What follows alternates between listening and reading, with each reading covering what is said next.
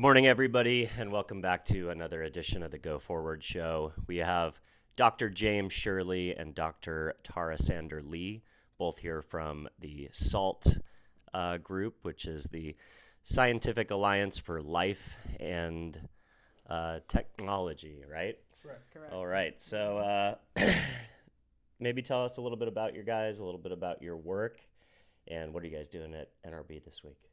So we are scientists by training, and we are here to let people know about a new organization, Science Alliance for Life and Technology, SALT. And we focus on the science and ethics of new technology. So we advocate for new technologies.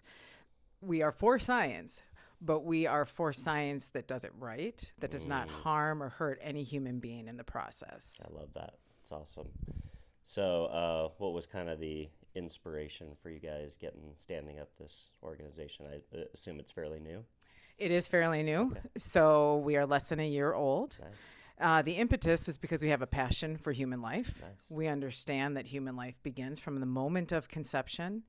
And we know from our training that while there are exciting technologies that are at the forefront, that are happening right now to help the human condition and ease suffering. We understand that, but we also know that there are technologies that are destroying human lives daily. Okay, so we get into like in vitro fertilization, where we are talking millions of human lives that are being destroyed just to keep this technology going. Yep. So our goal is to educate, to help people understand the science so that they are equipped with the tools that they need to make the best decision. Because IVF, technologies like IVF, there are many other ones that we can talk about, but we want people to be equipped with that information so that when they face these real-time decisions, they know the facts, and so they don't, because a lot of times they just feel pressure and coercion to do some of these things, and so we want people to be equipped with the truth. Yeah, I think you're so right. As someone in my 20s, me and my wife were fertility challenged, I suppose you would want to call it. And we had a miscarriage in our late 20s. And then after 15 months of not being able to get pregnant, we did visit a fertility clinic. And, their methodology is to go straight to the most extreme, option. My wife being very, early to the kind of the crunchy health movement, she was like, well, I'm not taking any drugs. I'm not doing any of that stuff. And when we got tested, I was the contributor to the deficit in the equation. And basically what she told me is, you are going on a lifestyle revamp. You're not eating anything but fish and vegetables and fruit. And you're not having coffee. You're not having alcohol. You're not having any processed foods. And this is what you're going to do. And I was like, all right, no problem. I'll do anything to improve my situation. But at the same time, the doctors were saying, well, there's something called IUI, where we basically just take the sperm, spin it in a circle, and inject it into the uterus. And that's not anything to do with fertilization of eggs or hormones, right? And then they're like, but it won't work. 10% chance. So 30 days into this diet, my numbers doubled. Another 30 days into this diet, my numbers doubled again, and we got pregnant on that first try. Also, when we moved to San Diego, we got pregnant the first time my wife ovulated naturally. And we got pregnant at 42 and 41 with my son 7 years later by accident. So the reality is, sometimes it's stress, sometimes it's circumstance. I think I was living in a house that had mold at the time, potentially. And a lot of times people in the West, they just want to go straight to a medical interdiction and the most extreme measures that they can take, where sometimes it's just environmental, psychological. There's a lot of factors that people should consider before they go to the nuclear option, as they say, Yeah. So Dylan, your experience tells another one of our real motivations for forming SALT, which is we think there's a need for it. There's a need for individuals to be able to get independent, neutral information. You're talking with your physicians. You may be talking with your clergy. You may be talking to other people. This is the third voice you can talk with about the science that underpins the kinds of processes like IVF. Yeah. And we also recognize that there's a need for people who are in media who are reporting about the science, trying to make sure that we get that they get it right. So you can think of SALT as that we're a group of scientists. There are about 5 of us now. We also have some policy experts that are working with us. Amazing. And this group, we're not new to each other. We've been working together for, in some cases, as long as 20 years. Wow. So we've been doing this work, and we realize, we get invited to come out as individuals to talk at church groups, to talk about the science that is so controversial in some areas, like in the days of the embryonic stem cell debate.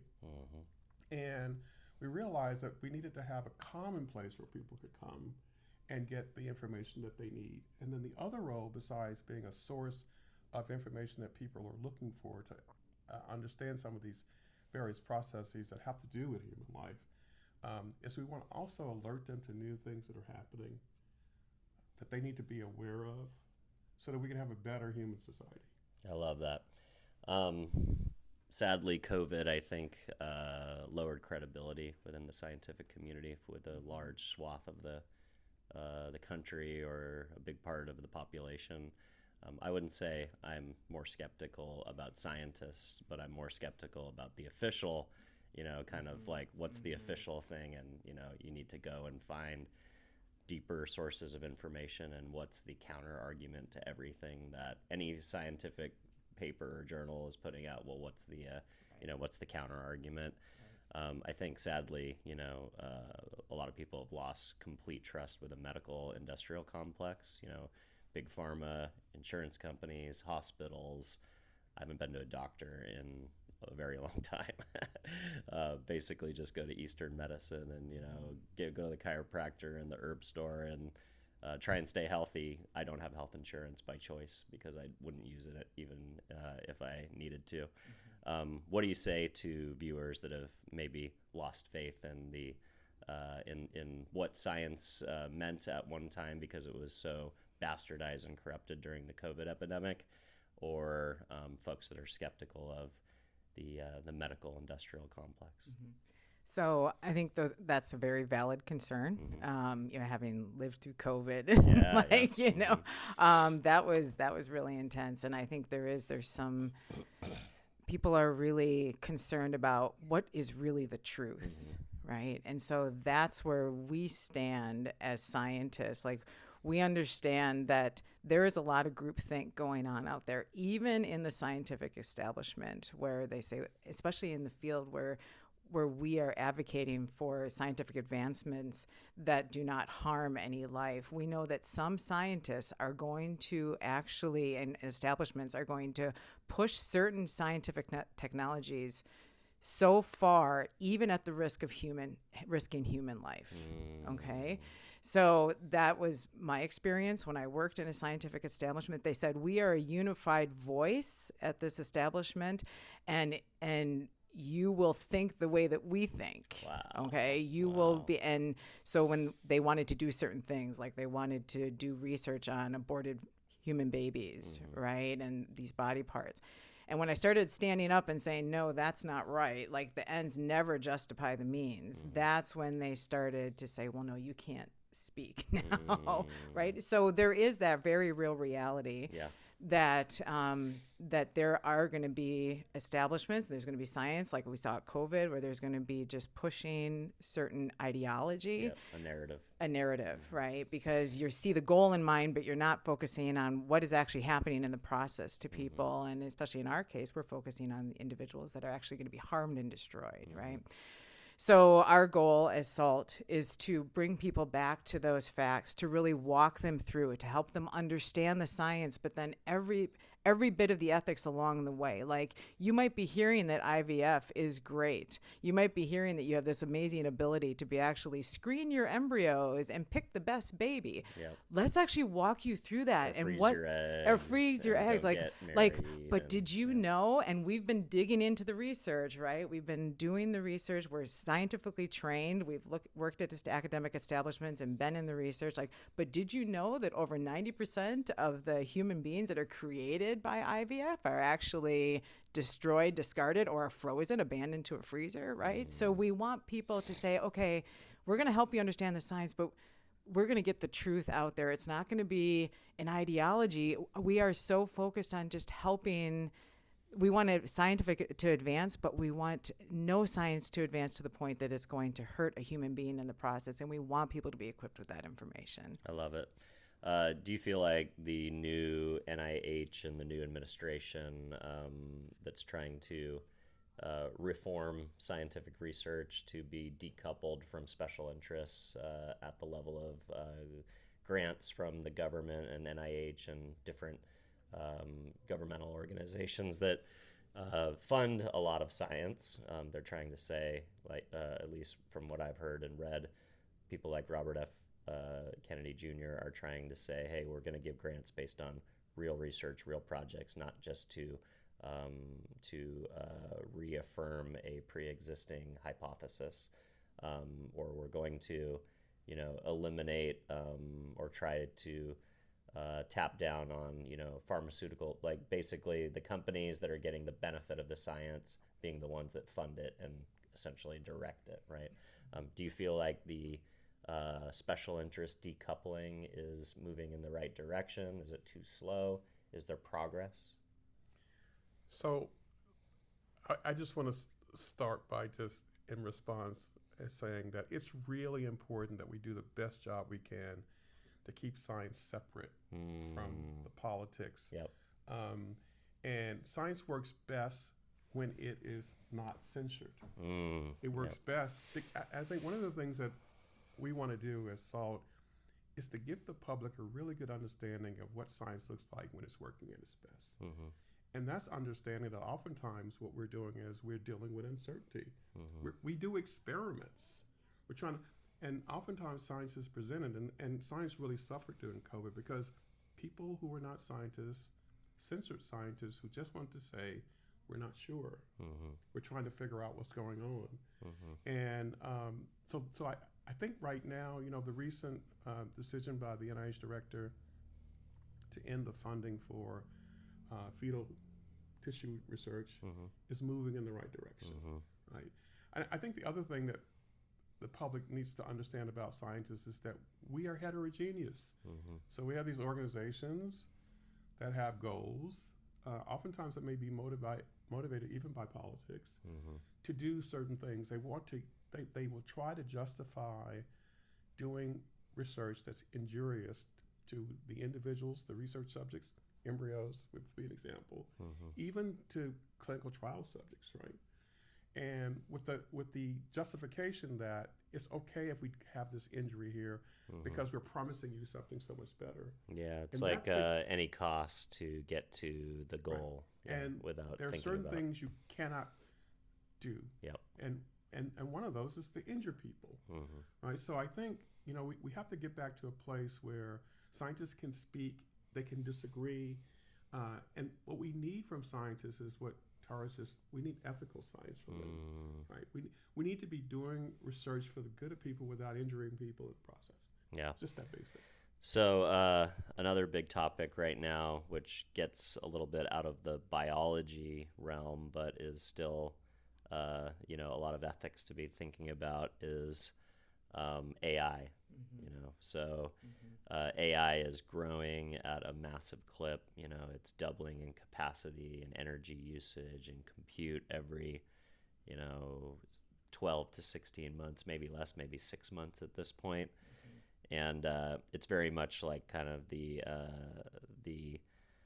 Oppenheimer days where, there was a chance we were going to light the atmosphere on fire, and they were okay to take that chance in order to rush and get to the nuclear bomb to win World War II. People like Elon Musk and other experts have said that we're heading to a 50-50 chance of the machines taking over and ending society as we know it, or ushering in the golden age of productivity and, heaven on earth in a lot of ways. Be curious how your guys' work, or if not your work directly, at least your thinking, informs non-biological ethics and science around topics like AI and mRNA technology and genetic modification to the level of like designer genetic modification. People in the future are going to want, or maybe going to have the ability or the want to custom design their children with the attributes that they want, and or modify their own biology. Neuralink. There's a lot of stuff coming at us right now that is this kind of technocratic new world order that's being ushered in. But at the same time, lots of ethics behind that. Be curious if you had some thoughts on some of these other technological advancements that straddle the biological and the technical innovation. Absolutely. So we are right at the center of it. So we know that AI, as you said, it's crossing all different areas, and it is crossing the areas that we are focused on. So just a reminder that we're incredibly focused on trying to protect all human life from the moment of conception until natural death. When it comes to AI, we are seeing this technology being used now by a handful of companies. They're doing this right now. And what they're using machine learning to try to predict which babies they see in a human eye are the best. Okay, this is happening right now. So basically, it's I can't remember the word for it, but it's basically genetic favoritism and prediction through technology. Eugenics. It's eugenics. Eugenics. Yes. Technological yes. eugenics. Wow. And I think what you really need, what the audience really needs to understand is the fancy word for it is called pre-implantation genetic testing, or PGT. What they do is that when a woman produces multiple eggs and then they are fused with the sperm to create the human embryo, you could have up to like 20 human embryos that are living human beings. And that's in from a petri dish, something like from an in vitro IVF fertilization. Right, process, right. Yep. So the goal is they want to help the parents pick the quote unquote healthiest baby, but they're saying you can now pick your best baby, the perfect baby. We're going to screen that baby's DNA. We're going to take just a small little biopsy, and we're going to help you predict what eye color they're going to have, how tall they're going to be, what their IQ is going to be. The initial goal was, we just want you to pick the healthiest baby that doesn't have any chance of disease, and that will potentially increase the success of the baby making it to birth once it's transferred back into the woman. But this is so not only is that eugenic, because you're already saying that some babies that have disease now are not worth living and they need to be discarded or abandoned to a freezer. But this is now getting into eugenics just based on traits, like height, eye color, gender, right? Non-life-saving or long-term suffering. Right. So features. And I think the other important thing that the audience needs to know is that it's incredibly unreliable, and that it is not, yes, they will call it science, but at the end of the day, it's incredibly unreliable. You cannot predict 100% what this baby. There's a study that was shown that even just if you do this study on adults where you know what their height is, right? You do the same study, you do the exact same technique on adults where you know their height is, they don't get it right, right? So how can you predict that a baby, in the earliest stage of an embryo, that it's just this false advertising. Yeah. It is horribly false advertising. If you go into New York, they're putting these billboards up in New York by this company called Nucleus. Wow. And it says right there, go to pickyourbaby.com. We're going to give you all this information, and then you can choose what you think is the best baby. That's wild. Yeah. I remember during COVID, me and my wife were scheduled to go to Hawaii, and we did the spit test, and me and my kids were all fine. Then my wife calls me crying. She's like, I've got COVID. We can't go. I'm like, do you feel sick? No. Just go walk into a clinic and take the test again. Walks right in, negative. And then we went to Hawaii. So one of the things that what we want to do at SALT is we want to help the public set realistic expectations for these new technologies. And AI is a really great example of this, because what happens in the world is a new technology comes in and we get promises. The public has to ask, who's making those promises? Oftentimes it's not the scientists. Yeah, it's in the marketers, case we're talking about or the folks who are the executives. Right. Yeah. Or the ones who are generating these new companies based on the science, right? And so People can look in their own lives and figure this out, though, right? Right now, if you're on a computer, you're using some AI. Yeah. I mean, it's unavoidable. Sure. Annoyingly unavoidable. But if you think about as a person looking at that and realize how many times you see errors that are being made or nonsense, imagine that when we're talking about human lives. Yeah, and trying to do something And we're as talking about complicated as sequence the millions human of them, genome. right? And, yeah. And some of the promises that we're hearing now, they're like promises that, and again, this is research. I don't know. Maybe it's the case that we're going to speed up how fast we can find new drugs by using AI. Maybe we're just going to waste a lot of time and money on that. A good example is embryonic stem cell research, 2001, promises made that there were going to be new cures, there were going to be new treatments at the cost of thousands, if not millions, of human lives in embryonic stem cell research. It's 20 years later. What do we have? Nothing. Crazy. Right? Nothing. And so what we have to do is to help the public set realistic expectations for these new technologies in terms of thinking about where we should put our resources. But more importantly, looking at exactly what are the injuries and harms being done to the individuals in the research and to all of us because we're allowing this to happen in our society. Yeah, no, that's really important. And I think, too, just to remind people, too, is eliminating people is never the answer to eliminating disease. Yeah, right. Right. And that's where I think that they think, well, we're just getting rid of this disease. No, you're eliminating people. And going back to your point about the genetic editing, that's where the designer baby issue really starts to get heating up. crazy, yeah. Because it's like, okay, now you've identified a child that has a particular gene that you don't like, that you consider bad. And now there is technology that is trying to offer the possibility that at some point, it's not optimized yet, but this goes back to like when the Chinese scientist was trying to clone the human. when they did that, when they genetically edited those 2 baby girls. It doesn't work well. It's not optimized, and there's some serious consequences to literally changing humanity, right? Like we are basically changing the human race using a technique that is not ready yet. But even if it were, we have to ask ourselves, is this what we really want to be doing as human beings, deciding for ourselves who has good genes and who has bad genes?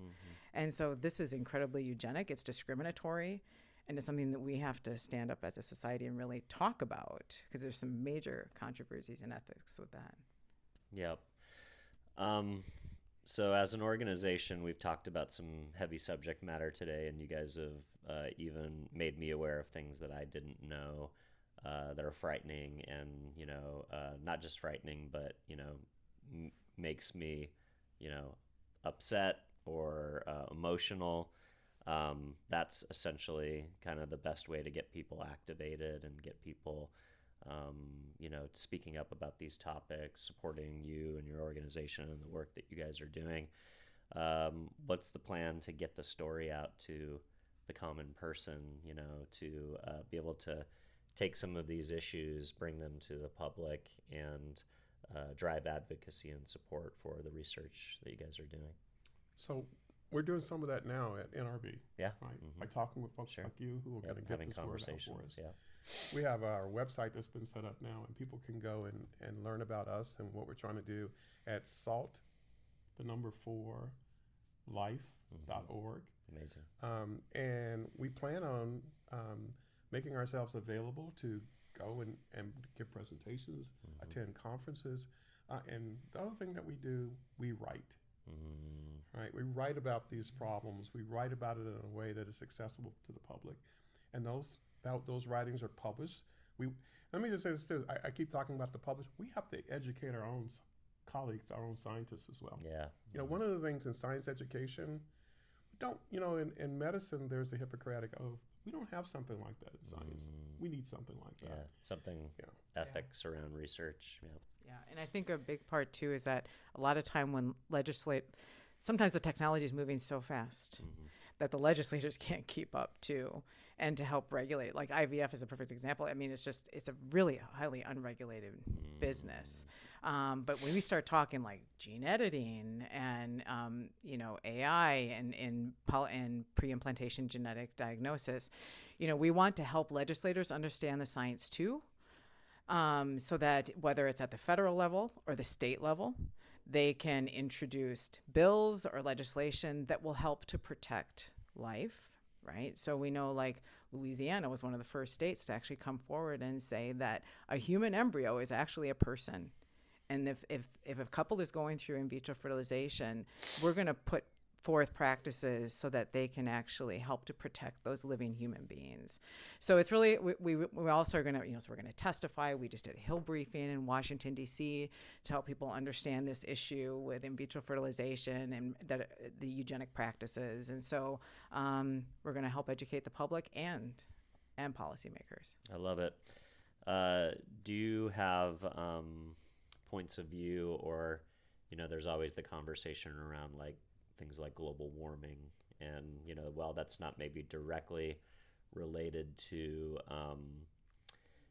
to the science that you guys are thinking about from the research and testing and development level, things like global warming create a society where people are having less kids. I have sisters that won't have kids because of global warming, and me and my brothers have lots of kids, and my sisters have no kids, which is crazy because they're supposed to be the ones with maternal clocks, right? But they've been so, frightened by, the global warming narrative that their belief is, why have kids, right?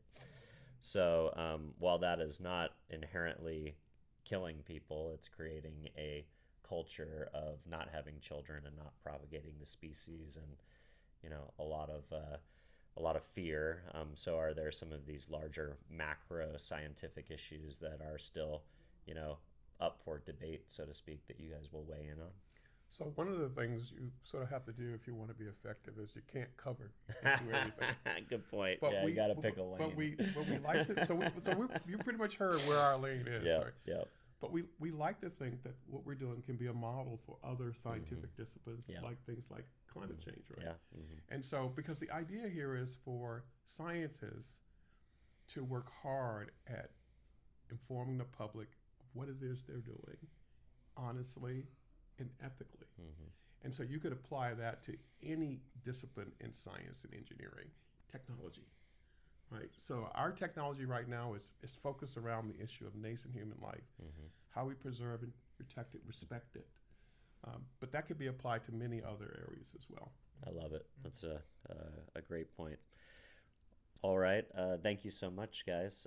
Really appreciate you coming on and tell us a little bit about the work that you guys are doing. And we appreciate the work that you're doing, and we wish you the best of success in galvanizing your colleagues and also affecting policymakers, but really just reaching the public at large about the work that you guys are doing, because I think a lot of everyday Americans want to see science return to what it's supposed to be, which is objective study of the human condition and the world and the things at large, versus something that we have to be suspicious of. So with that, where would you like to send the audience to learn more about your guys' work? Just a reminder, what my colleague said earlier is to please go to saltforlife4.org, and there you will see just how we are so focused on protecting the value and respect for human life, no matter what the technology. Amazing. Thank you so much. Thank you so much. Cheers. Thank you. Really appreciate it. Yep. Thank you.